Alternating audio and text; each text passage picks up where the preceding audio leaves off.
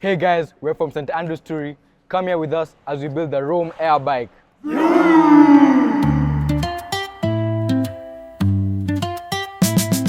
This day is important for us as Rome because it allows us to inspire the future generation. Today we are hosting St. Andrews Turi. It's a good opportunity for them to see what happens at Rome, from how we build our bike. They're seeing how it's done and they get to do it themselves to the point they get to ride it.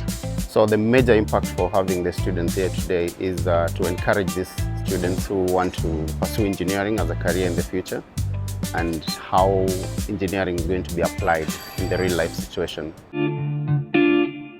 The reason why we picked Rome is because the future is clean energy. And Rome has designed this electric motorbikes that will use electrical energy, which is very clean, no pollution to the environment.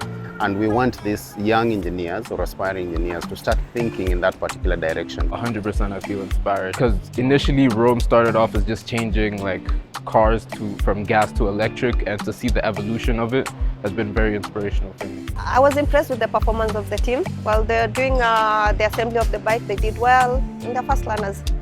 Good job, St. Andrews Turi.